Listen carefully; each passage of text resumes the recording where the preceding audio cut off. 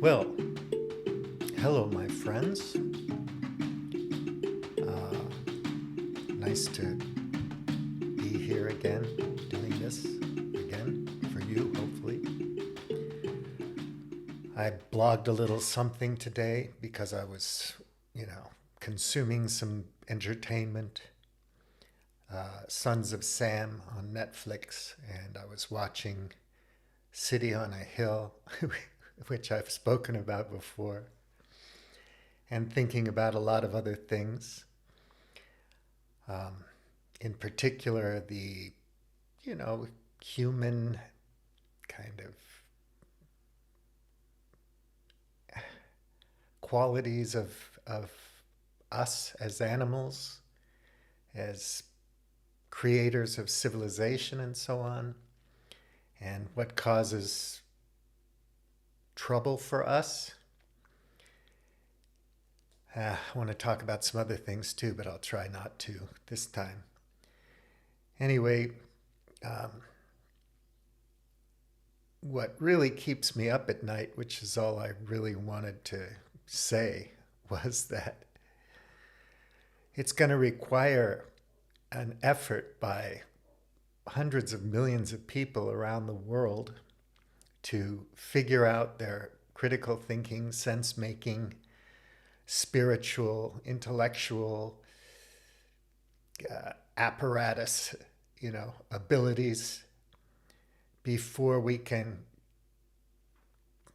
evolve society and culture to a point where we can have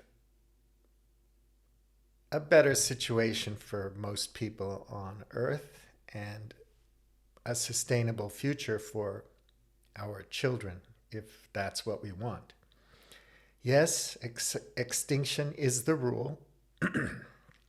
And even though human beings are excellent at making other creatures, other life forms on Earth extinct, I don't think that's what most of us want. If we could take some time and kind of meditate on it or think about it and look forward. But most of us are just wrapped up in status and trying to have enough money to feel good about ourselves because we're trained nowadays to be good little consumers and that we need a lot of stuff to be happy. Becoming more and more alienated from one another, from our work. Yeah, this isn't just a 19th, 20th century issue. And in the 21st century, it's going to be even harder for us because technology is helping to alienate us more from what we truly need and want.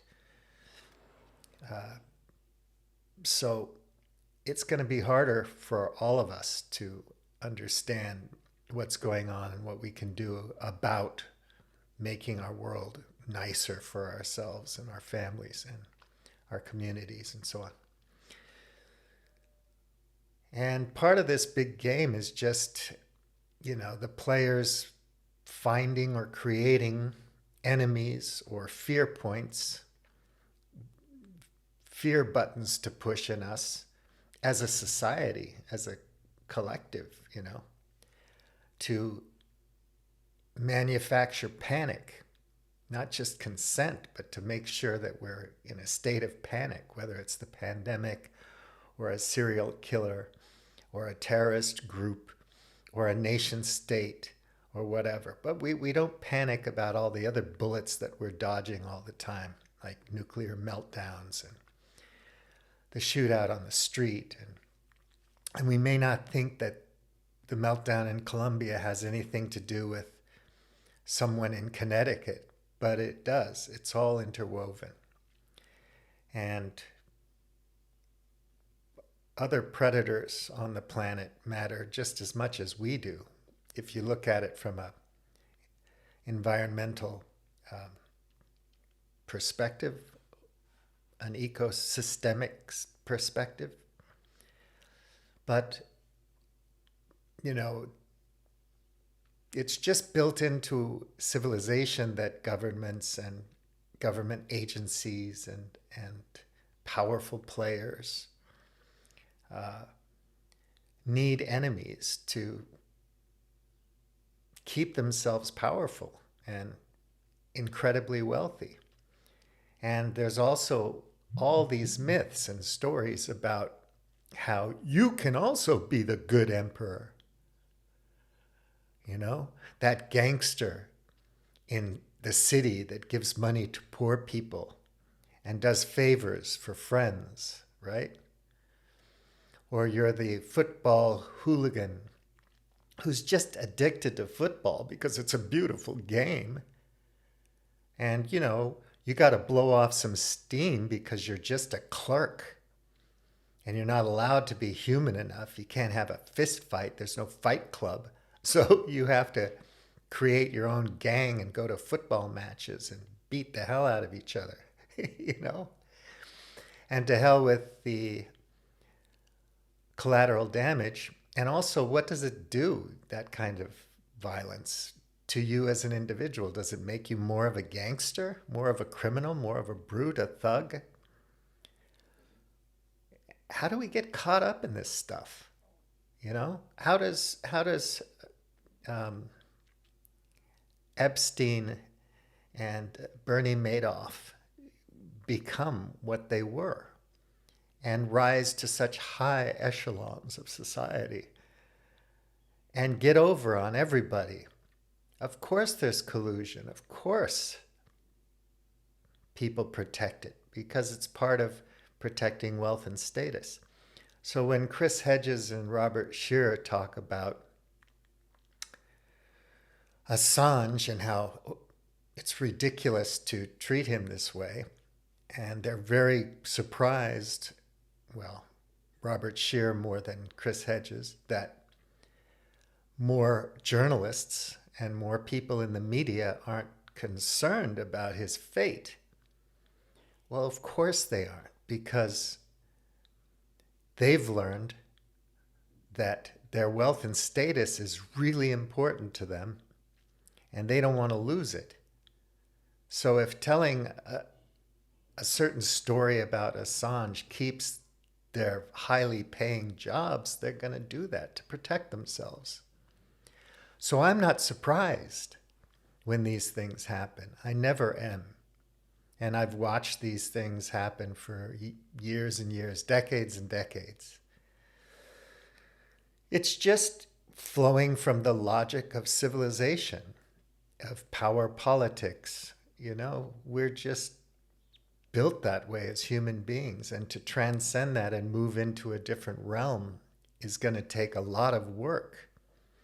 And it's not just the kind of work that makes you feel good and comfortable. Once you get in the habit of doing that work, you do feel good and comfortable doing that work. In fact, it's probably the best kind of work you can do, and that is to learn how to think clearly, to learn how to relax, to learn how to stay healthy, to learn how to be loving and kind and compassionate, to learn how to be productive in more ways than just controlling your private property and producing something out of it. You know, there is an alternative culture out there, and there have been cultures that live differently and thrive. But we're in a culture where, you know, there has to be this conflict all the time. So Kayan and Kardashian, they're getting divorced. Yeah, boy, oh boy. Let's do a mini-series about it. And Caitlyn Jenner's running for governor of California because all her friends are leaving California. Well, is that really important? I think the important work is to get busy learning how to think clearly.